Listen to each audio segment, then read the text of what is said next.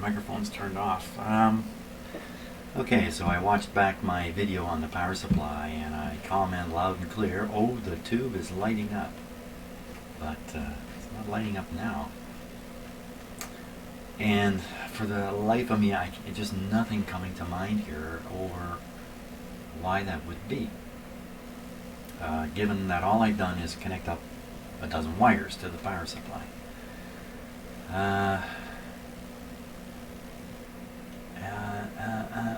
So, maybe the tube making bad contact? How do I end up with this high voltage showing up? The appropriate high voltage too, 180.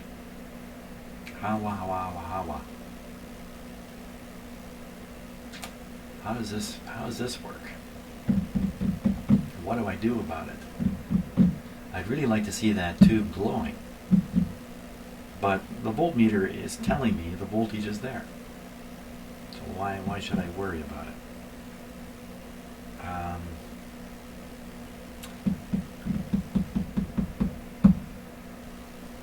I could remove the cable here, and try it again, see if the tube glows. Jeepers creepers. I'm a bit paralyzed. The other question is, how come these other tubes aren't glowing?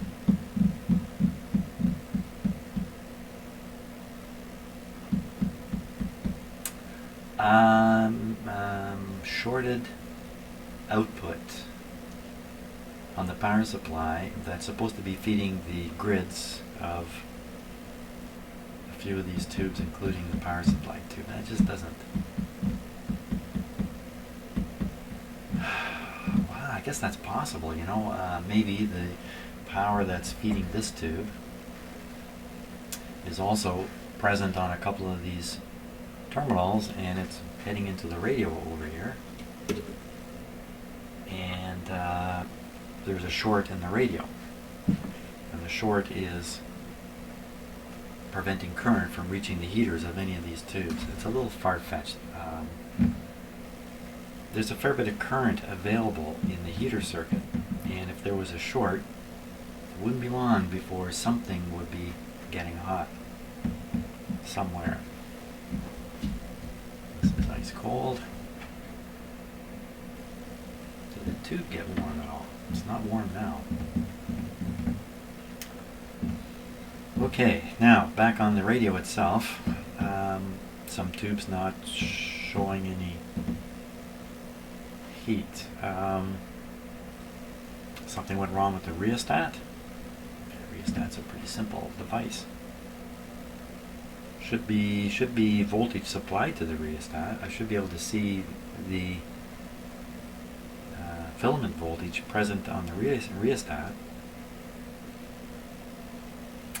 Okay, I got to figure out how to set this radio up so I can poke around at its innards while it's operating. So give me a few minutes to sort that out.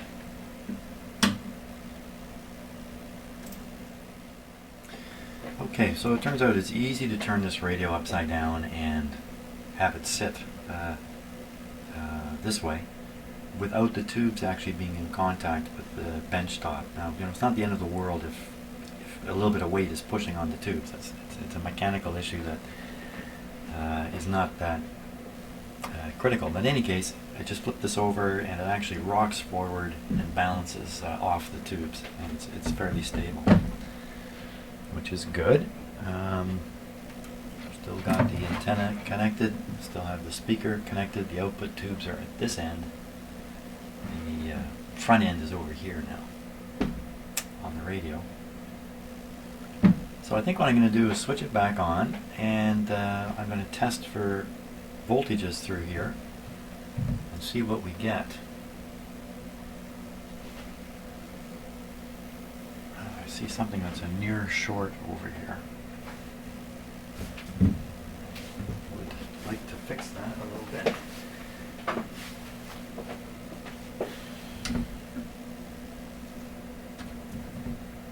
It's just some solder that's very close to an adjacent screw. no contact. Okay. Okay, let's switch this baby on here and see what happens. Everything is copacetic. There we go. Okay, everything's happening normally here. Getting the same voltage. The power supply tube is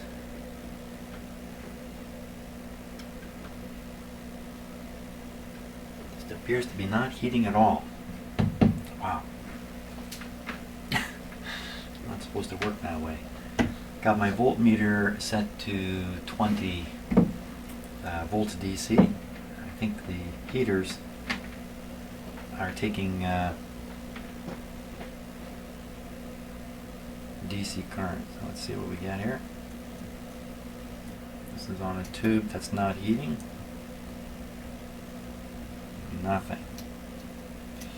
If I get a big voltage on one of these, it means the filaments have gone open. Nothing. Nothing. Okay, now on the tube that's actually heating up. It's heating up quite a bit actually. The output tube. These are the heaters here. So let's see what we get on the output tube.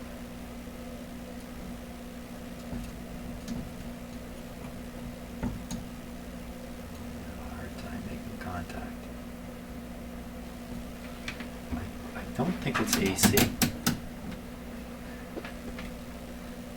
don't think you can have AC going to, take that back. Wait a minute, what's going on here?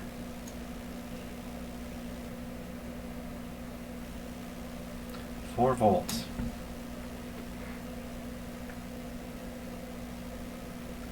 Well, I didn't think you could have AC on the heater of these tubes. That doesn't make sense. Oh my, nothing's adding up here, according to what I understand.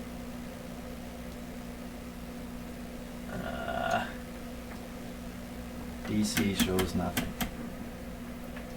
AC 4 volts. How about this guy here? Next tube over.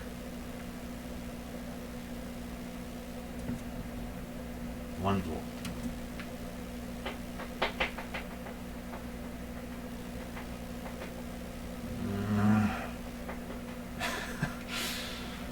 How about this guy?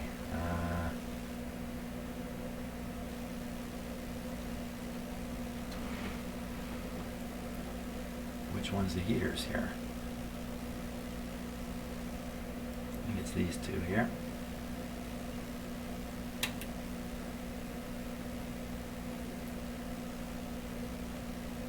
Not quite 2 volts. AC.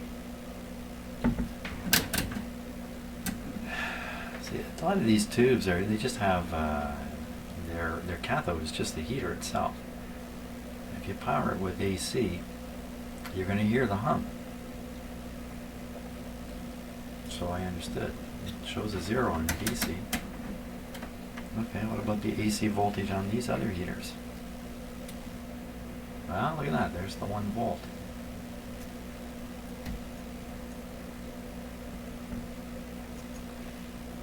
Insufficient voltage on the heaters.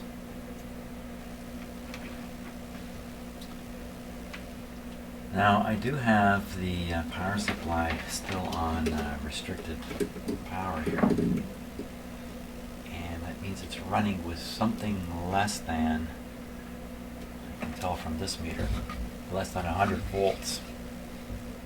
It's running at about 75% of 120, which would be about 65 volts. Maybe I'm just restricting it so much. I can't see the filaments heating up. Okay, with the radio like this, I'll reduce the restriction by screwing in my other restrictor bulb here. There we go.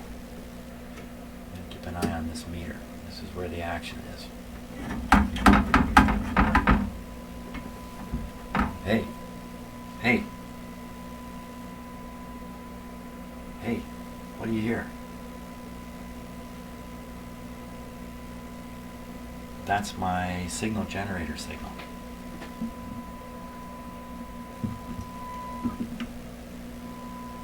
Huh. Okay. It's coming out of the speaker here.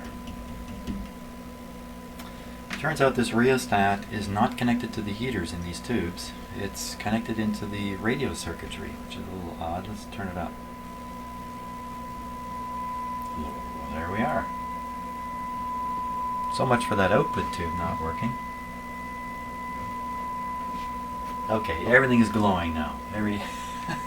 So that's all it was. I restricted the voltage enough.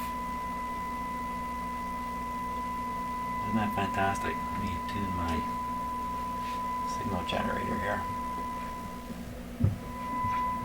What are the chances that I would have this radio tuned right to the right frequency for, that's quite a coincidence. Just shows you I'm a real radio guy.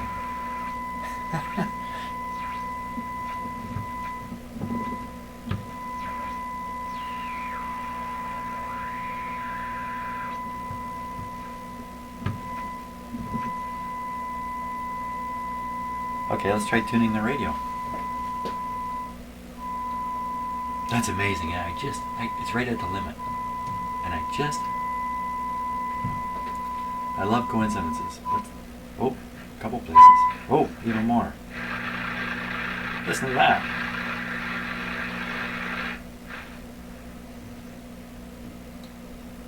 So I'm all spooked out about nothing.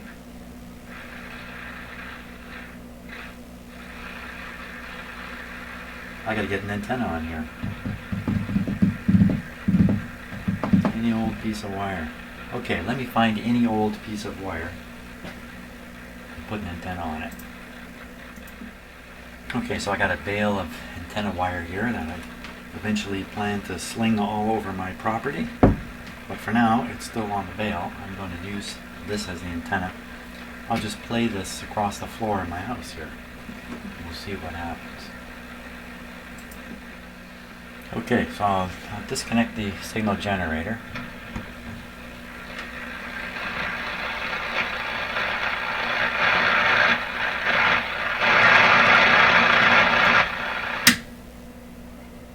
Okay, I'll hook up this wire here.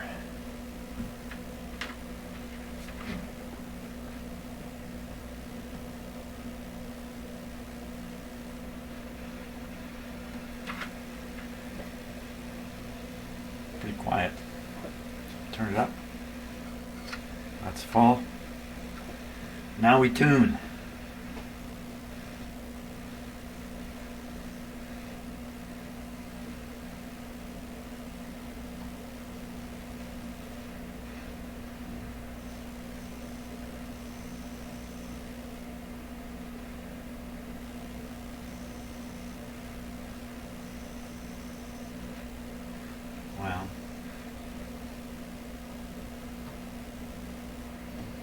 Well, that's not much, is it? Oh, you know what I just did? Anybody yelling at me at this point? Okay, so turn down the volume. Okay, things have gotten even weirder. I just hooked the antenna up to the speaker terminal because I flipped the radio over and forgot that the antenna's down here now. And I disconnected one leg of the speaker. Well, you can still hear the speaker. That's a mystery in itself. One wire to the speaker. I don't know. That's a mystery. Okay, so let's take off this. Put the speaker back on.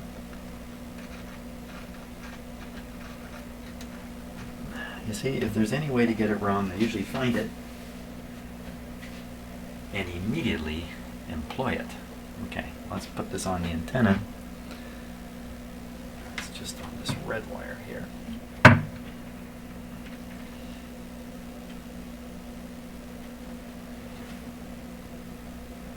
Okay, turn it up.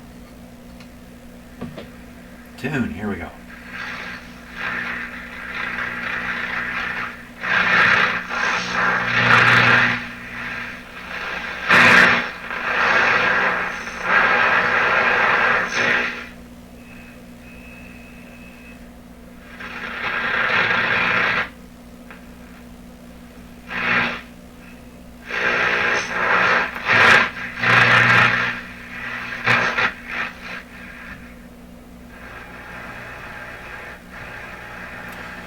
Okay, so I'm picking up things that sound like interference in my house. It really sounds like the radio is operating fine. It's just not finding any stations. Let's fool with this other. Let's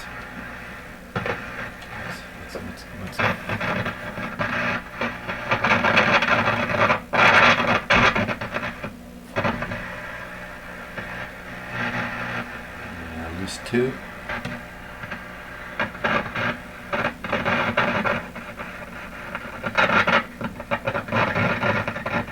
Tube contacts.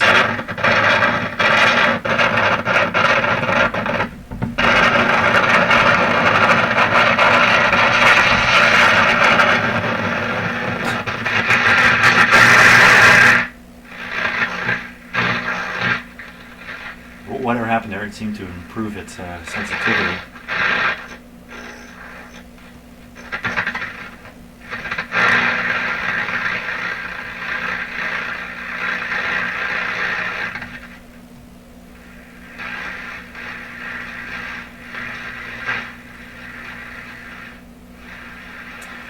Okay, can I make this antenna even bigger? Now I don't have a earth ground on the radio either.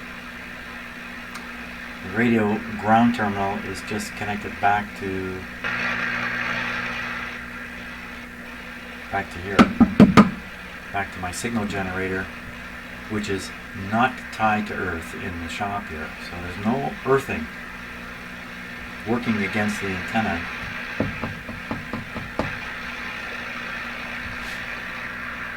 You know what? Give me a minute. I'm going to get this on an outdoor antenna. Actually, just give me a second. Okay, so I've got the radio now connected to something like 200 feet of wire, about 100 of which is outdoors. So let's see what we got.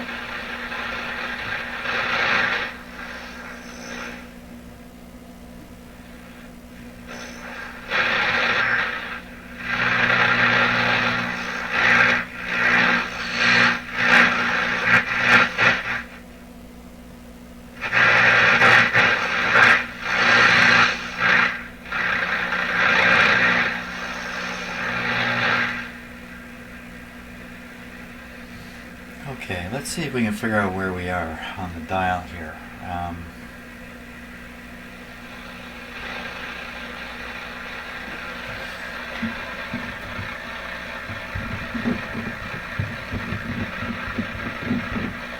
We'll hook back to the signal generator here.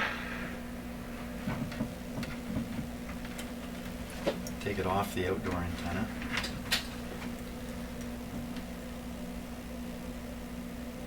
And maybe the very first thing, I'm going to turn on another AM radio here. See what we get. Okay, so I'm tuning through. I can kind of get a look at this. On the sideways side, but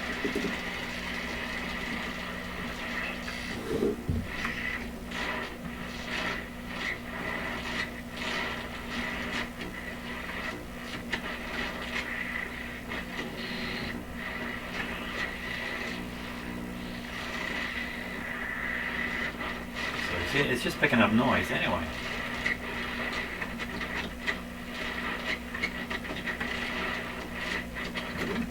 The strong signals are down here at 640. I just wiped out my noise at 680.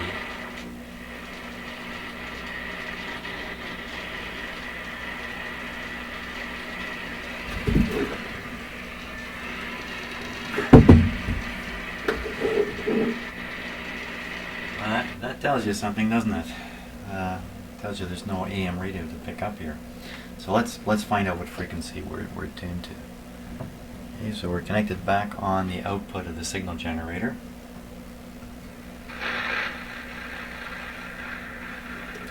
We're listening now to this radio again.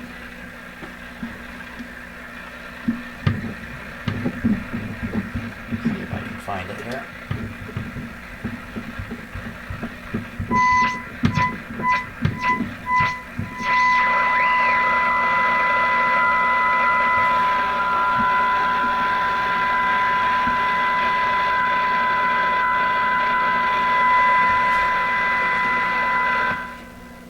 Okay, I'm going to read my scale.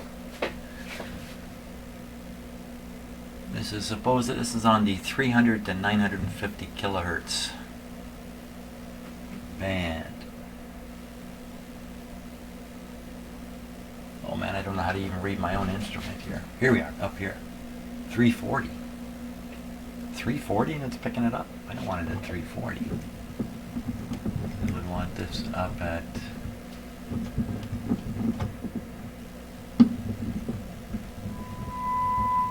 That's interesting. Okay, so that's around 720. Let's verify with the other radio. Turn this one down. Turn this guy up. 740.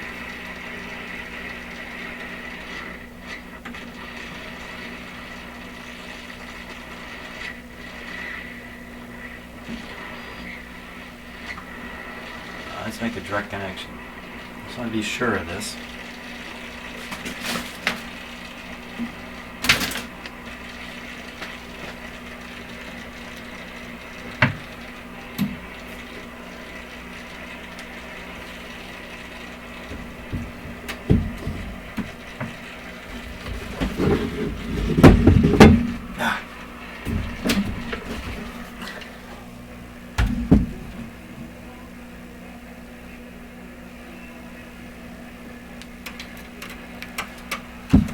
Okay, so what did I say? This was set to right around 740.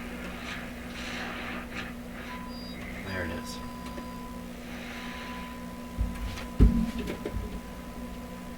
$727.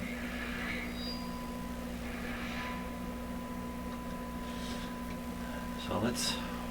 We're just listening to something here. 680. Okay, so I'm going to bring the signal generator down to 680.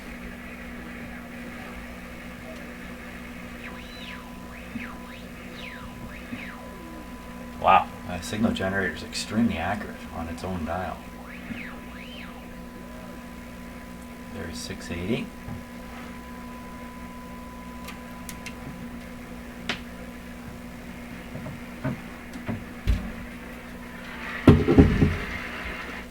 Okay, back to the old radio. I'll try to find the tone. Oh, right there.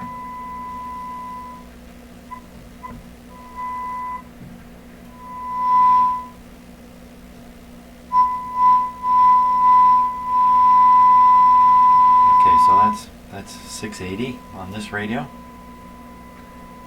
I will now switch to the outdoor antenna. Will we hear 680? I don't think so. Let's see.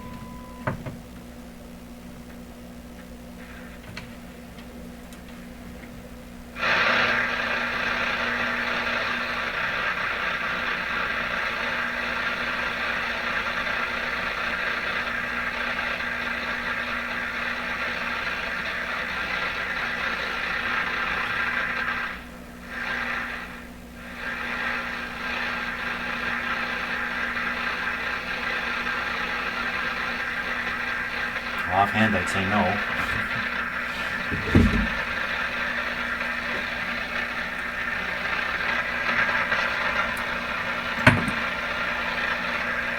This is the ground lead here.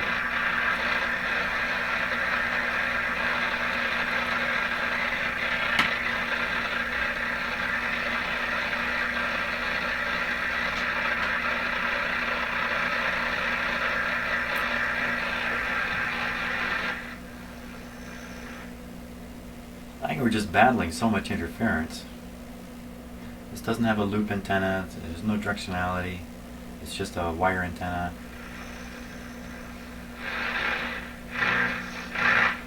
Okay, so what happens if we put the wire antenna on my little transistor radio? Do we just hear a bunch of noise? I don't know. Watch out, there's some high voltage stuff exposed here, Jim. Be careful now is what you do.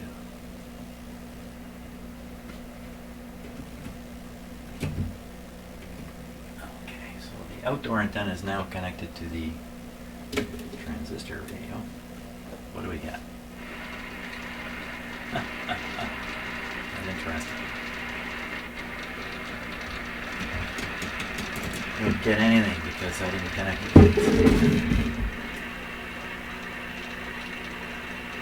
Man.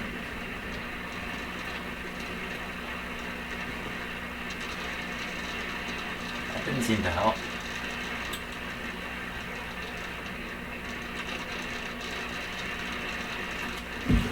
Okay, enough fooling around.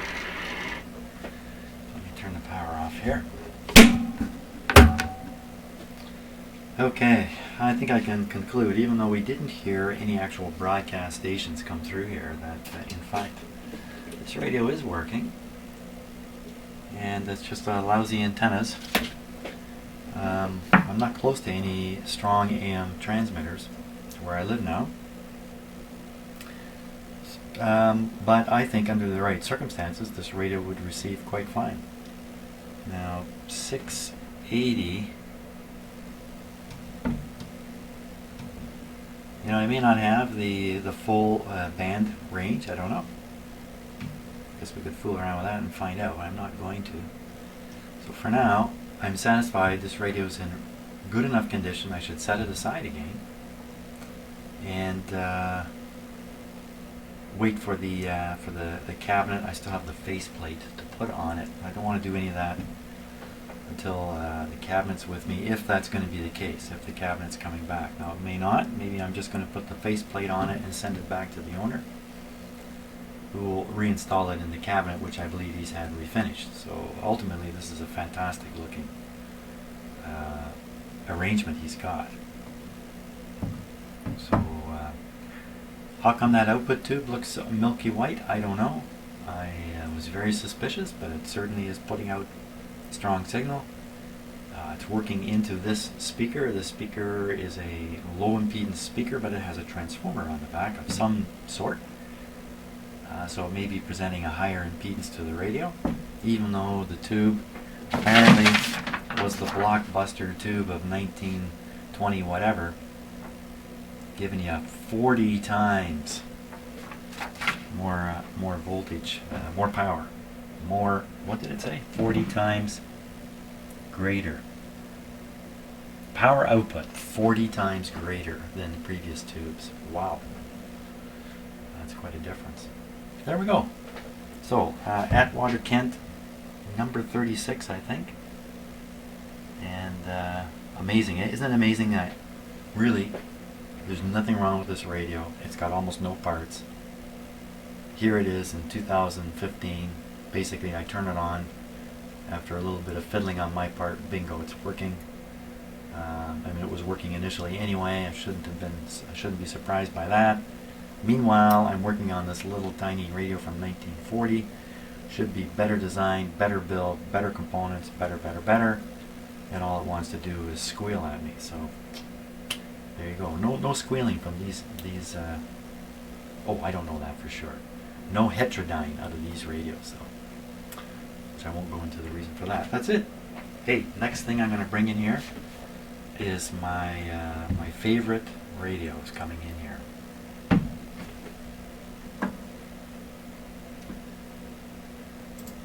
See you later.